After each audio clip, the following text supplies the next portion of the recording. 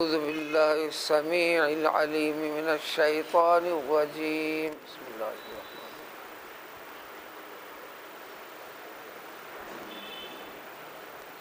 قل لا يستوي الخبيث والطيب ولو أعجبك كثرة الخبيث فاتقوا الله يا أولي الألباب لعلكم تفلحون۔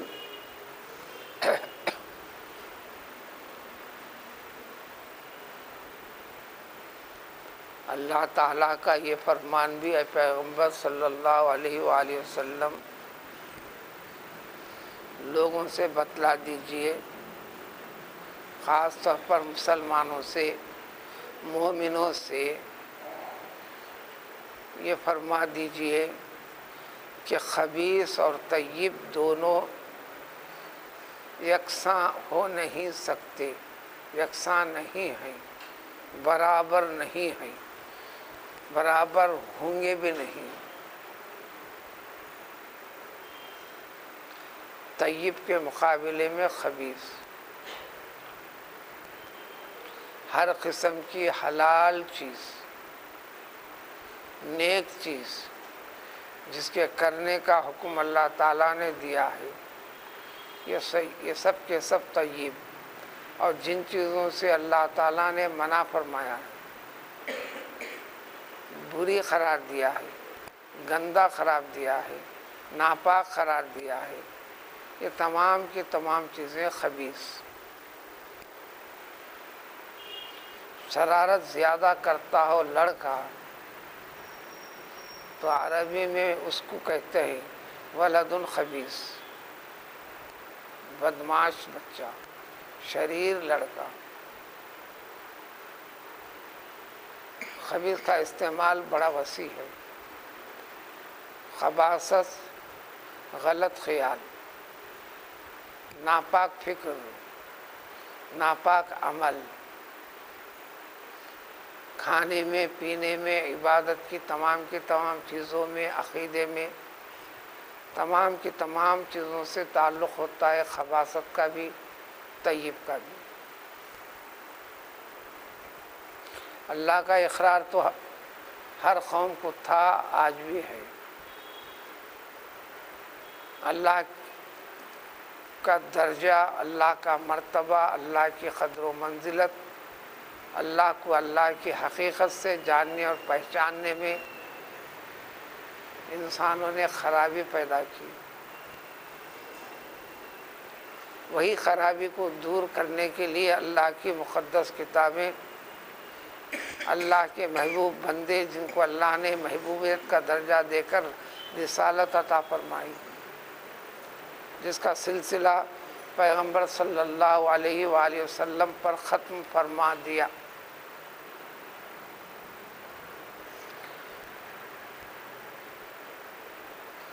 وَلَوْ أَعْجَبَكَ كَثْرَةُ الْخَبِيثِ، نافرمان لوگوں کی کثرت،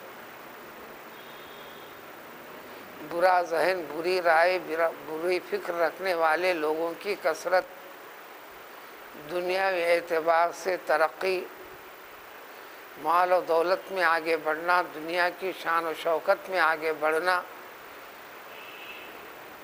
چاہے غلبہ ہو جائے، کثیر ہو جائے، تو رب العزت کا ارشاد ہے چاہے یہ خباثت، یہ برائی، یہ حرام چیزیں، یہ ناپاک چیزیں بھلے نیکی کے مقابلے میں، نیک لوگوں کے مقابلے میں، حلال چیزوں کے مقابلے میں چاہے کتنی بھی بڑی کثرت ہو جائے، اور ان کی کثرت سے تم کو تعجب بھی لگتا ہو، حیرت بھی ہوتی ہو، تو بھی طیب کے مقابلہ کر نہیں سکتے۔ اسی کی وضاحت حضور اکرم صلی اللہ علیہ وسلم نے یہ بھی فرمائی، ذرہ برابر، رتی برابر بھی کوئی چیز حلال ہے، پاک ہے، طیب ہے، یہ رتی برابر حلال اور پاک چیز کا مقابلہ دنیا بھر کی خباثت، خبیث چیزیں بھی اس کا مقابلہ کر نہیں سکتی۔ اسی لیے مومن کے لیے اچھا کیا ہے برا کیا ہے تمیز کرنا ہے۔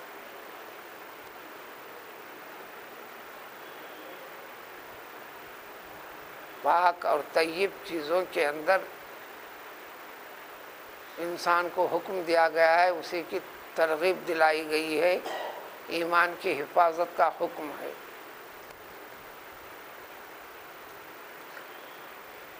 قرآن لوح محفوظ میں لکھا ہوا ہے، ساری کائنات میں کسی چیز کو بھی وجود بخشنے سے پہلے اللہ تعالیٰ نے لوح محفوظ کو لکھوا دیا۔ وجود کے اعتبار سے اللہ تعالیٰ نے بارشات نبی صلی اللہ علیہ وآلہ وسلم قلم کو ہی پیدا فرمایا۔ اسی کی طرف اشارہ ہے سورہ نون والقلم میں بھی، نون والقلم وما یسطرون میں، پھر ہر چیز کو وجود بخشا، قیامت تک کی تمام چیزوں کو، جن کو نبوت عطا کرنا والا ہے کی جانے والی تھی تمام نبیوں کی فہرست کو بھی، ترتیب کو بھی، جس پر جو مقدس کتاب نازل کرنا تھا اس کتاب کا بھی تذکرہ، سارے احکامات بھی لوح محفوظ میں پہلے سے موجود ہیں۔ اس کے علاوہ بھی پیغمبر صلی اللہ علیہ وسلم کے لیے جو قرآن، اس امت کے لیے جو قرآن کو نازل کرنا تھا، لیلۃ القدر میں سارا کا سارا کلام پاک ابتدا سے انتہا تک ایک ساتھ ایک ہی مرحلے میں اللہ تعالیٰ نے نازل فرما دیا، دنیاوی حدود میں آ گیا، زمین پر رہنے والے انسانوں تک پہنچایا نہیں گیا۔ اس کی حکمت کو قرآن کئی جگہ ذکر فرمایا ہے۔ سورہ فرقان میں یوں فرمایا، لِکَیْ نُثَبِّتَ بِهِ فُؤَادَکَ، راست خطاب پیغمبر صلی اللہ علیہ وسلم سے، پھر دیگر انسانوں سے، تمام انسانوں سے، کلام پاک کا ایک ایک مقصد، ایک ایک پوائنٹ، اس کی مناسبت، معنی اور مطلب کی حقیقت ذہن نشین ہو جائے، اس لیے 23 سالہ مدت میں دھیرے دھیرے نازل فرمایا۔ اس آیت کے ضمن میں یہ چیز بیان کرنے کی وجہ یہ ہے، شان نزول کئی تفاسیر اس کا اہتمام کرتے ہیں۔ یہ آیت اس وقت یہ چیز پیش آئی تھی، اس کے بعد نازل ہوئی، تو محدود واقعے کے ساتھ مختص نہیں ہے۔ اس آیت شریفہ کے تحت بھی جب ایک چیز رونما ہوئی تھی تو اس کے بعد وضاحت کے لیے آیت شریفہ نازل کر دی گئی، لیکن اسی واقعے کے حد تک محدود اور مخصوص نہیں ہے، یہ سمجھنے کے لیے۔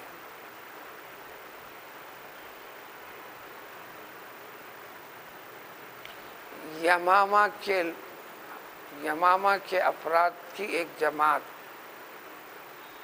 جو پس منظر میں ذکر میں ملتا ہے، حج کے ارادے سے نکل پڑی، صلح حدیبیہ کے بعد والا سال ہے۔ صلح حدیبیہ میں یہ صلح نامہ طے پایا تھا، پیغمبر صلی اللہ علیہ وسلم بشمول تمام صحابہ کے، جو قریب 1500 تھے، بعض روایتوں میں 1445 کی گنتی وضاحت بھی بتائی گئی ہے، یعنی 1445 افراد کی صحابہ کی جماعت، جس میں یہ ہوا تھا کہ مشرکین مکہ نے منع کر دیا تھا، جبکہ حج کے لیے کوئی کسی کو منع نہیں کرتا تھا، ہر قوم آیا کرتی تھی، عمرے کے لیے کوئی منع نہیں کرتا تھا۔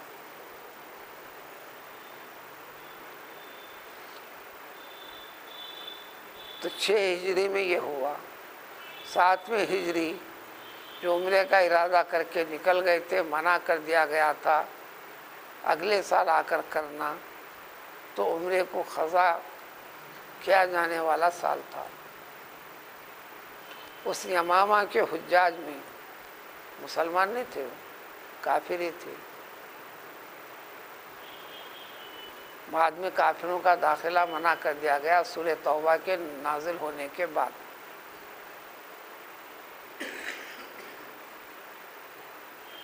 اب کبھی بھی بغیر ایمان والا اس میں داخل ہونا نہیں، شرط ایمان کی۔ ایمان والوں میں عقائد کی ایک بڑی جنگ ہے، دنیا کے اس جانب سے اس جانب تک، جو آپس میں مختلف قسم کے فتوے وغیرہ کے ذریعے سے فلاں فلاں لا الہ الا اللہ محمد رسول اللہ کا اقرار، کعبے کو قبلے کو اقرار، کعبہ شریفہ قبلہ ہے اس کے اوپر ایمان یقین، کم سے کم شرائط جس کے لیے ہیں، اور ذبح اللہ تعالیٰ کے نام پر، یہ تین شرائط کی تکمیل جس کے اوپر ہے وہ نفس ایمان کے ساتھ جڑا ہوا ہے۔ ماں باقی دیگر مسائل الگ ہیں، اس کو روکا نہیں جائے گا۔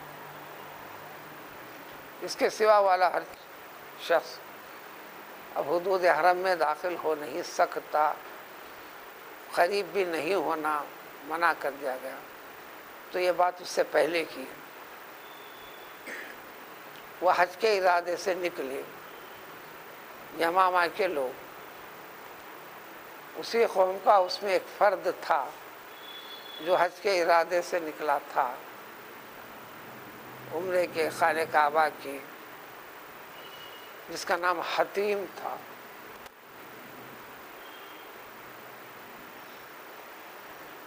اس کی تاریخ یہ ہے کہ مدینہ طیبہ سے مسلمانوں کی مویشیوں کو، جانوروں کو، اونٹ وغیرہ جو چیزیں تھیں، موقع پا کر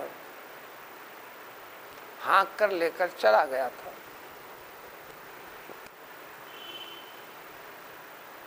مسلمانوں کا ایک بڑا نقصان بھی تھا۔ صحابہ کو اطلاع ملی اور تصدیق بھی ہو گئی، وہ یمامہ کے لوگوں میں یہ شخص بھی ہے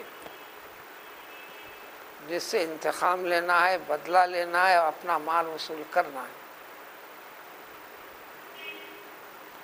صحابہ نے اجازت طلب کی، رسول اللہ صلی اللہ علیہ وسلم نے منع فرما دیا، یہ کہہ کر عمرے کے ارادے سے نکلا ہے وہ،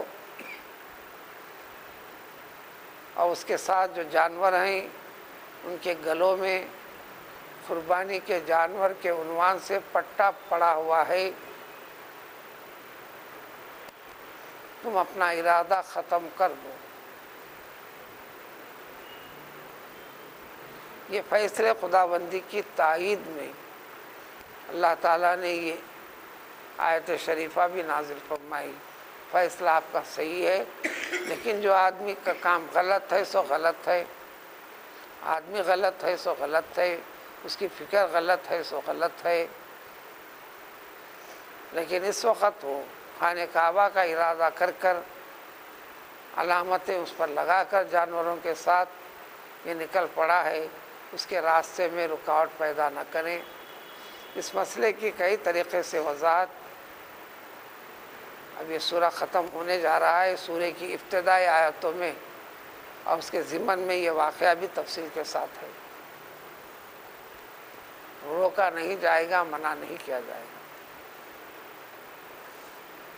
بعد میں اسلام کے غلبے کے بعد ایمان کی شرط کے ساتھ خانہ کعبہ میں داخلہ کو قرار دے دیا گیا، اور اس مفہوم کو قرآن کے کئی آیتوں سے بھی ذکر کیا گیا، اس واقعے سے نہیں، یعنی شر کا عام ہونا، پھیلنا، شرارتی ذہن رکھنے والے افراد کا دنیا میں غلبہ کا پانا، ان کی کثرت ہونا، دنیا کی شان و شوکت اور بڑائی اور کثرت ان کے نصیب میں آنا، یہ چیزوں سے اگلے سوروں میں آئے گی بات، سورہ توبہ میں بھی آئے گی۔ سورہ توبہ میں وہی آیت 1 سے 2 مرتبہ ہے، وَلَا تُعْجِبْكَ أَمْوَالُهُمْ وَأَوْلَادُهُمْ، ان کے مال دولت یہ ساری کی ساری چیزیں دنیا کی تم کو حیرت میں ڈالنے نہ پائیں۔ یہ دنیا کی کثرت بھی اللہ تعالیٰ کے عذاب کی ایک قسم ہے، عذاب عظیم کی طرف وہ آگے بڑھ رہے ہیں، اللہ تعالیٰ ان کو بڑھا رہا ہے۔ اور یہ وعدہ بھی، اللہ کا طریقہ بھی ذکر ہے قرآن میں کئی جگہ، من کان یرید حرث الدنیا نؤتیہ منہا، جو دنیا کی ترقی، دنیا کی کھیتی، دنیا ہی میں آگے بڑھنا چاہتا ہے، اس کے اسباب سے اس کی چاہت ہے، بھاگ دوڑ اسی کے لیے ہے، جدوجہد اس کے لیے ہے، ہاتھ اٹھاتا بھی آسمان والے کی طرف، بھلے وہ مسلمان نہ ہو۔ اللہ تعالیٰ کا اعلان ہے کہ ہم اس کی بھی سنتے ہیں، چاہتا وہ ہے ہم اس کو دیتے ہیں، لیکن منہا، جتنا چاہتا ہے وہ نہیں، جتنا چاہتا ہے وہ نہیں، لیکن بہتر انسان کے لیے یہی ہے، من کان یرید حرث الآخرۃ نزد لہ فیہا، آخرت کو طلب رکھ کر، مقصد بنا کر آگے جو بڑھتا ہے، اس کی چاہت اور ارادے سے بڑھ کر ہم خوب اضافہ کر کے عطا کرتے ہیں، جو مشاہدے میں نظر نہیں آئے گا اور آخرت میں اس کو پا کر رہے گا، اس کو بہت اضافہ ملے گا۔ تو مطلق زندگی کے ہر چیز سے متعلق ہے کہ خبیث خبیث ہوتا ہے، طیب طیب ہوتا ہے۔ جو خبیث رہتا ہے اس کو خبیث چیزوں کے ساتھ ہم جوڑ بھی دیتے ہیں۔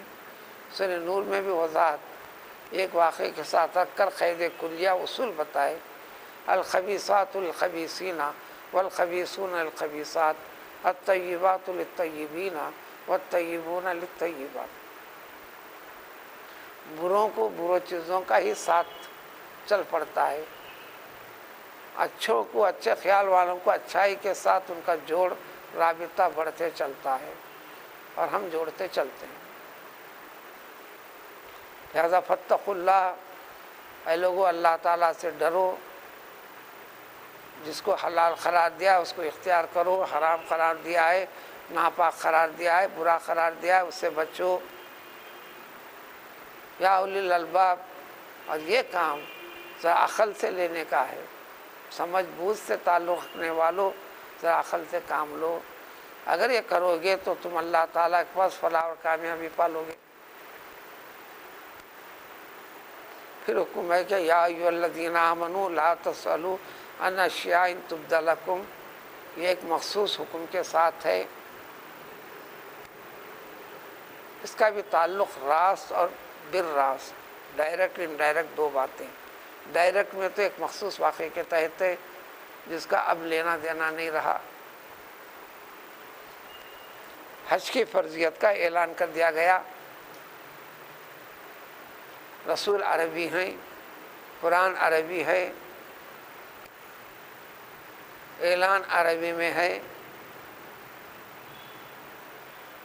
پھر بھی ایک اشکال، وہم، غیر واضح چیز سمجھ میں آئی، صحابہ میں سے کسی کو ان کا عطا پتہ بھی بتاتے ہیں، تفاسیر میں تقریباً سبھی تفاسیر میں نام دیا گیا ہے سراقہ بن مالک کا۔ جب یہ قانون اسلام میں اس واقعے کے اندر بار بار اس کا تذکرہ ہے، اقرا بن حابس رضی اللہ تعالیٰ عنہ کا،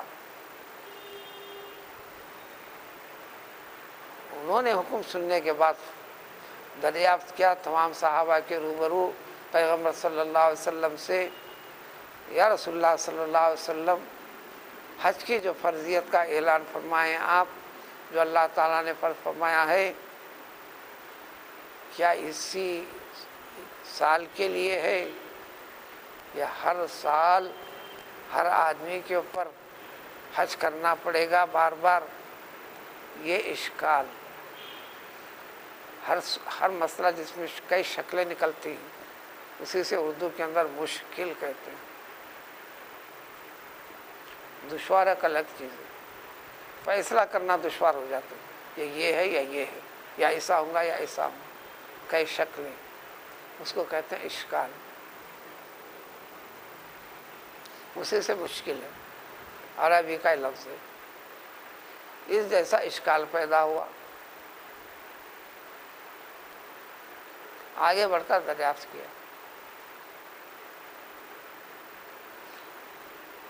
آپ سن کر خاموش رہے، جواب نہیں دیے، پھر دوبارہ سوال کیا،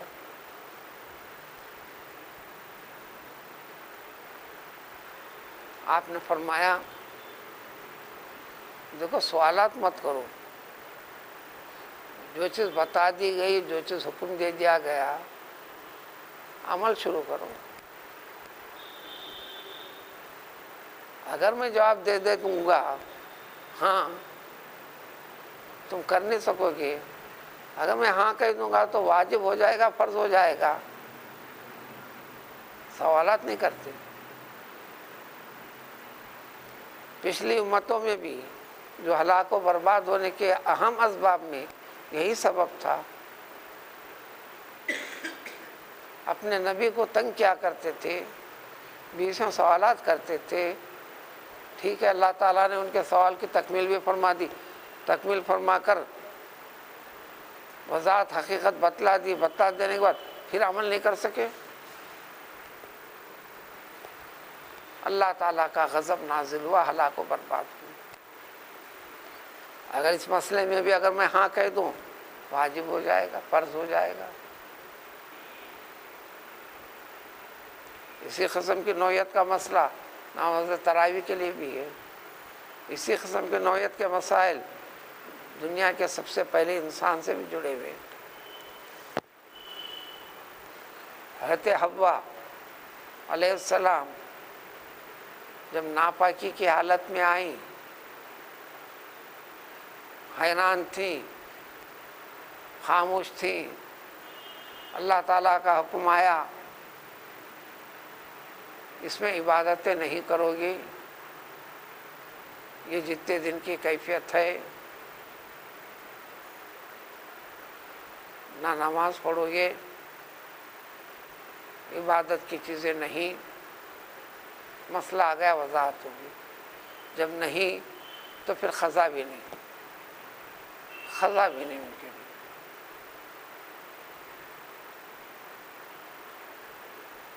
رمضان کا مہینہ آیا، روزوں کے دن آئے، اس میں ایک کیفیت پیدا ہوئی، خاموش بیٹھنے کے بجائے بار بار سوال کر کر بواسطہ آدم علیہ السلام مسئلہ دریافت کرنے کے لیے آگے بڑھی۔ اللہ کے حکم آنے سے پہلے پیغمبر سے دریافت کرنا دراصل اللہ سے دریافت کرنا ہے، اب پیغمبر جواب دیں گے اللہ تعالیٰ سے لے کر۔ جب پہلی کیفیت میں دریافت کیے بغیر اللہ تعالیٰ خود مسئلہ بتا دیے تھے، اب آگے بڑھ کر دریافت کی تو اب حکم میں سختی آ گئی، فرمایا کہ روزے بھی نہیں رکھو گی، لیکن پاک ہونے کے بعد روزوں کی قضا کرو گی، یہ تمہارے سوال کرنے کی وجہ سے ہے۔ یہاں تک تو بات قطعی ہے، اس کے آگے بھی باتیں تفاصل کے ساتھ ہیں۔ یہی سوال کے اس میں یہ بھی بتا دیا گیا، عورت جب بچوں کو جنم دیں گی تو انتہائی تکلیف کے مرحلے سے گزرنا پڑے گا، میں اس کو تکلیف والا مرحلے کے ساتھ جوڑ دیتا ہوں۔ سارے حیوان بھی بچوں کو جنم دیتے ہیں، وہ مسائل پیدا نہیں ہوتے جو انسانی عورتوں کی ولادت کے وقت پہ مسائل ہیں، جبکہ حیوان کی قسم ہے انسان بھی، حیات جس کے اندر ہے اس کو حیوان کہتے ہیں، انسان بھی حیوان ہے، صرف ناطق کی صفت لگا کر سارے حیوانوں سے الگ کرتے ہیں۔ بولی بولنا ہے، انسان نامی حیوان کے ساتھ ہے، دیگر جانور کو بولی کے ساتھ اللہ تعالیٰ نے بولنے کی طاقت کے ساتھ جوڑا نہیں۔ کچھ پریکٹس کر کے کسی سے کچھ مشق کرا دیتے ہیں تو وہ اس میں داخل نہیں ہوں گے وہ چیزیں۔ صالح علیہ السلام کے قوم نے اونٹنی کے بارے میں بار بار حجت کر کے سوال کیا تھا، تو اللہ تعالیٰ ان کے سوال کی تکمیل کرتے ہوئے شرط لگا دیے، خبردار ہاتھ نہیں لگانا اور اس کی عملی زندگی پر اعتراض نہیں ہونا۔ جب وہ غیر معمولی فطرت سے ہٹ کر قدرت کا مظاہرہ ہے، پتھر کی چٹان بھی کبھی حیوان کو پیدا کرتی ہے، تو ساری کی ساری قوم کے لیے پانی پینے کے لیے ایک تالاب، ساری قوم دن بھر کا پانی لے لیتی تو پانی پورا ختم ہوتا، پھر رات بھر پانی جمع ہوتا، دوسرے دن پانی سب کو برابر اتنا ملتا۔ اللہ نے فرما دیا یہ اونٹنی ساری قوم کو جتنا پانی ہونا ایک دن میں اتنا پانی پی گئی۔ وہ سب قدرت کا نمونہ تھا۔ کیا اس کا پیٹ اتنا بڑا تھا، ایسا تھا، کدھر جاتا تھا، سوچنے کی ضرورت نہیں، سوچنے کی ضرورت نہیں، وہ قدرت کے کارنامے ہیں۔ تو نتیجے میں اللہ کی طرف سے انتظام ہوا، ایک دن آڑ پانی ملے گا تمہیں، ایک دن آڑ اس اونٹنی کا ملے گا، جس دن تم لوگے اس دن اونٹنی ایک خطرہ بھی نہیں پیے گی، جس دن اونٹنی کی باری ہے اس دن تم ایک خطرہ بھی نہیں لوگے۔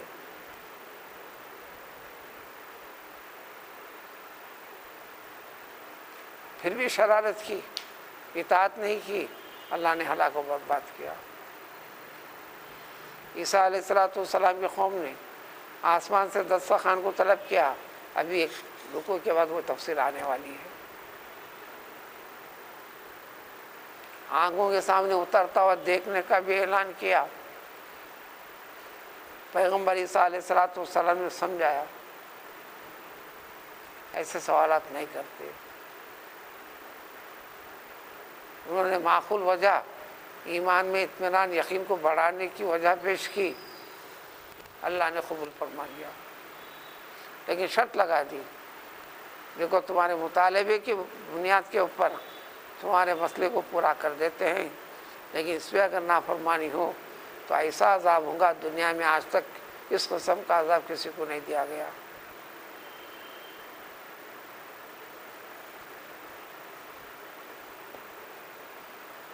اس کے اندر بھی نافرمانی کی،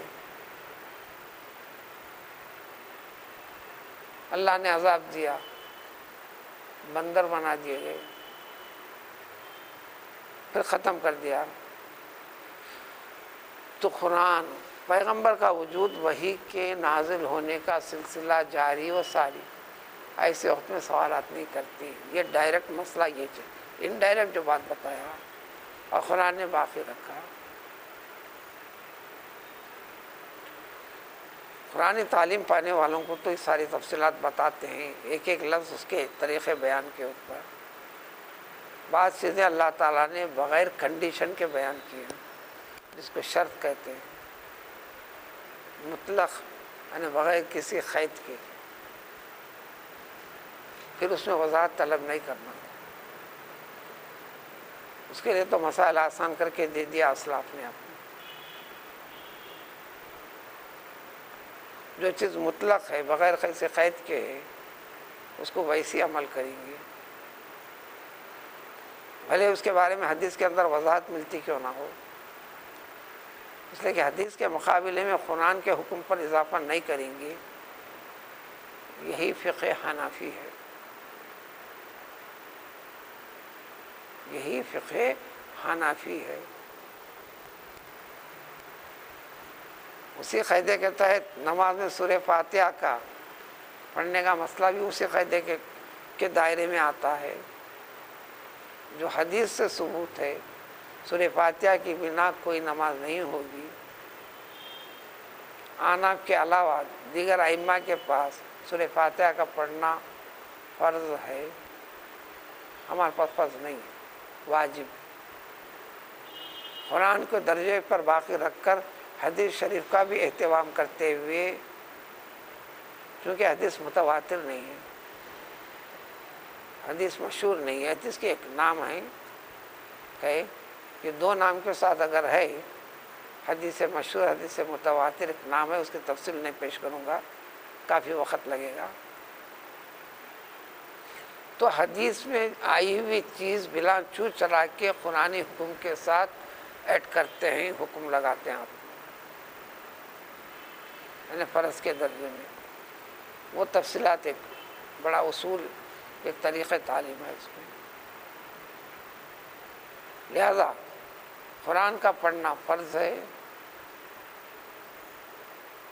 کیونکہ قرآن نے، اللہ نے حکم دیا فَاقْرَؤْا مَا تَيَسَّرَ مِنَ الْقُرْآنِ، نماز میں تم حسب سہولت قرآن کی تلاوت کرو، فرض ہے۔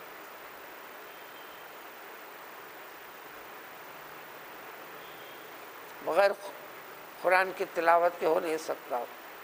سورہ فاتحہ قرآن میں سے ہے، لیکن اس کے لیے علیحدہ سے حکم جو حدیث ملتی ہے وہ متواتر حدیث سے نہیں ہے، مشہور سے نہیں ہے۔ مشہور زمانے صحابہ میں، کم و بیش تمام صحابہ میں مشہور ہو جانا، وہ بھی نہیں ہے۔ اس کو کہتے ہیں خبر واحد، جو ایک یا دو صحابہ سے ملی، اس کے بعد بیان کرنے والے سینکڑوں ہزاروں، آج ایک حدیث کے بیان کرنے والے کروڑ سے بھی زیادہ ملے گی۔ بعد میں تعداد کا بڑھنا کوئی معنی مطلب نہیں رکھتا۔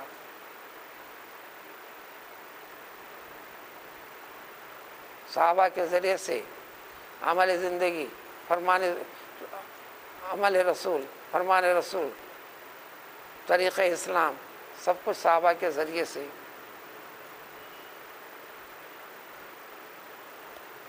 تو اسی لیے ہمارے پاس واجب ہے۔ دوسرے، یہ حدیث بالکل صحیح درست ہے، امام کا پڑھ لینا مقتدی کے لیے کافی ہے۔ اس لیے ہم پیچھے جماعت کے ساتھ پڑھنے پر فقہ حنفی میں پیچھے سورہ فاتحہ نہیں پڑھتے، اگر کوئی پڑھتا ہے کوئی خرابی نہیں۔ قراءۃ الامام قراءۃ المقتدی کے الفاظ ہیں، رسول اللہ صلی اللہ علیہ وسلم نے فرما دیا، امام جو پڑھے گا، امام جو کرے گا وہ مقتدی کے جیسا۔ اس لیے مقتدی کے کئی غلطیاں بھی ہو جائیں تو بھی اس کے نماز کے ہونے میں کوئی فرق نہیں پڑتا۔ نماز پڑھانے والے کے اندر ایک غلطی ہو جائے تو کسی کی بھی نماز نہیں ہوگی، وغیرہ وغیرہ۔ اور جس چیز کو قید لگا دی گئی اس کو قید کے ساتھ، ہاتھ دھونے کو قید لگا دیا اللہ تعالیٰ نے، کوہنیوں تک فرما دیا، پاؤں کے دھونوں کو فرما دیا ٹخنوں تک،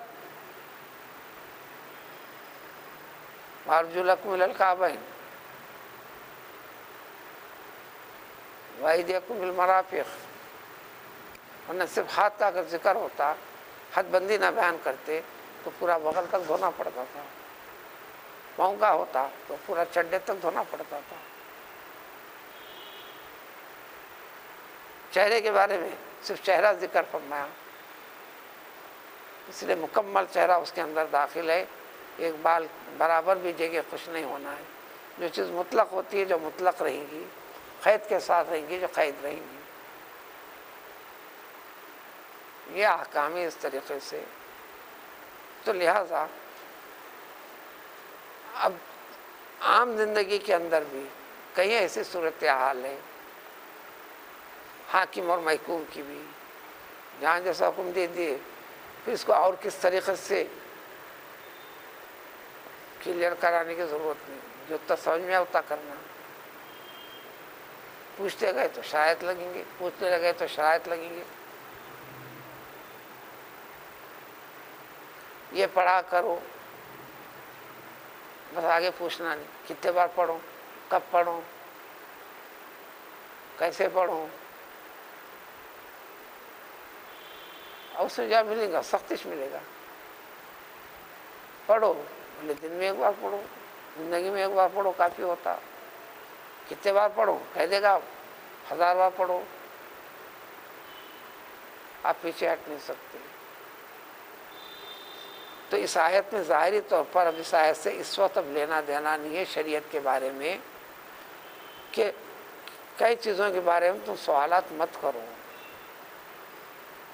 نیز کئی مرحلوں میں حضور صلی اللہ علیہ وسلم کو خواہ مخواہ کے سوالات کرتے تھے۔ اس سوالات کے اس میں ایک مرتبہ بھرے مجمع میں رسول اکرم صلی اللہ علیہ وسلم ممبر پر تشریف فرمائے، ممبر پر یہ اعلان کر دیا، اے لوگوں سنو، اس وقت تم میں سے جو چاہے جو سوال کرے گا ہر سوال کا جواب تمہیں مل جائے گا۔ پوری طرح رجوع الی اللہ تھے۔ اسی حدیث کی تفسیر میں اس وقت جنت دوزخ سب آپ کے آنکھوں کے سامنے کر دی گئی تھی، سارا منظر آپ کے سامنے تھا۔ وہاں جو سوال کر لو، جس چیز کے بارے میں پوچھنا ہے پوچھ لو۔ سوال سے سمجھ میں آنا چاہے کوئی دین کی بات پوچھے گا، فلاں پوچھے گا، فلاں پوچھے گا، فلاں پوچھے گا۔ لیکن ایک شخص عبداللہ نامی صحابی تھے جن کو عبداللہ بن حذافہ کہتے ہیں، ان کے بارے میں بہت ساری چیمی گویاں چلتے تھے، لوگ کچھ کا کچھ کہتے تھے۔ اس نے موقع پا کر اٹھ کر فوراً سوال کیا انہوں نے، یا رسول اللہ صلی اللہ علیہ وسلم، من ابی، میرے ابا جان کون ہے حقیقت میں بتائیے۔ آپ نے فرمایا کہ حذافہ نام کا شخص تیرا باپ ہے، حقیقی باپ۔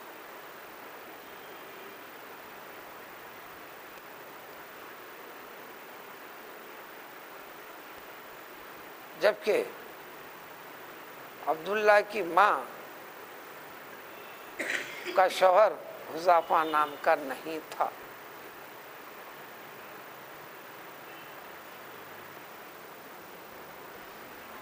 تیرے باپ کا نام ہے حذافہ ہے۔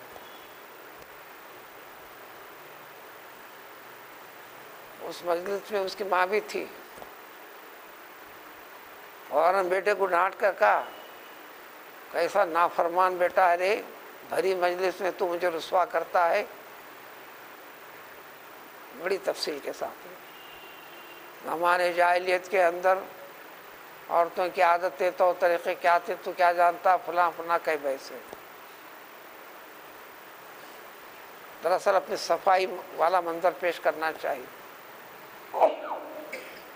یہ فرمان رسول کے پر ایمان کا کمال، پختگی جو تھی، اور اسی مجلس میں اپنی ماں سے خطاب کرتے ہوئے کہا، اگر پیغمبر صلی اللہ علیہ وسلم حذافہ کا نام نہ صحیح، اگر کسی حبشی غلام کا نام بھی بتا دیتے، میں پوری طرح یقین رکھتا تھا۔ ایمان نام ہے پیغمبر صلی اللہ علیہ وسلم پر پورا یقین رکھنے کا، ماں سے، باپ سے، ہر چیز سے بڑھ کر۔ اس جواب کے بعد ماں کی زبان بھی بند ہو گئی۔ اب اس صورتحال کو دیکھ کر آگے بڑھے حضرت عمر فاروق رضی اللہ تعالیٰ عنہ، یا رسول اللہ صلی اللہ علیہ وسلم، اللہ کے لیے خاموش رہ جائیے، رضینا باللہ ربا وبالرسول وبالاسلام دینا وبمحمد النبیہ۔ اللہ کو ہم رب مانتے ہیں، آپ کو رسول کے حیثیت سے قبول فرماتے ہیں، دین کے اعتبار سے اسلام کو۔ آپ کسی کے یہ راز و راز فاش کرنے کی ضرورت نہیں، بس خاموش بیٹھ جائیے۔ تو آپ پھر اس کے بعد سلسلے کو تمام کے اس کو رکوا دیا۔ جو چیزیں پردے میں پڑی ہوئی چل رہی ہے، اب کس کے بارے میں کیا کیا انکشافات ہونے والے ہیں، اللہ کے واسطے اب کرنا بند کر دیجیے،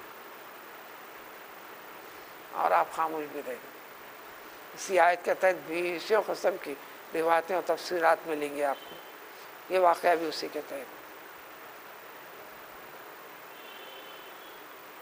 تو اس چیز کی اللہ تعالیٰ نے تائید بھی کر دی، لا تسألون شیئا، فرما دو یقیناً سوال نہیں کروں گی، سوالات نہیں کرنا، اس لیے کہ اگر ظاہر کر دیا جائے تمہارے لیے تسوکم، برا لگے گا۔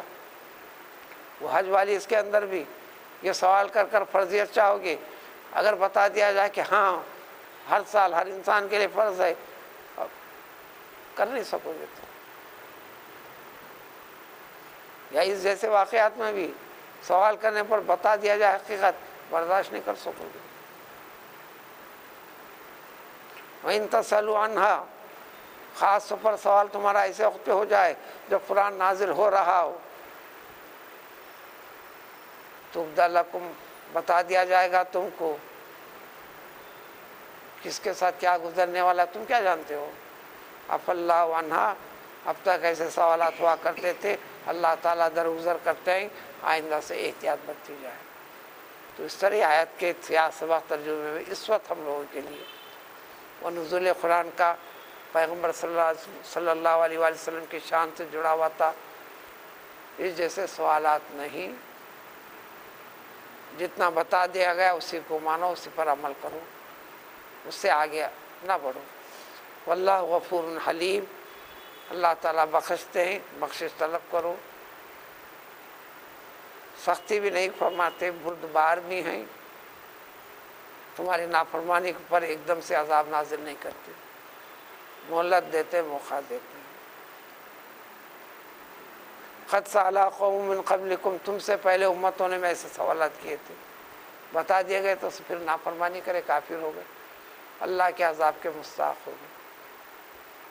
یہاں تک ایک خاص قسم کے مسائل کی بحث ہو گئی، چند توحید سے متعلق چیزیں اگلی آیتوں میں ہیں۔ سبحان اللہ۔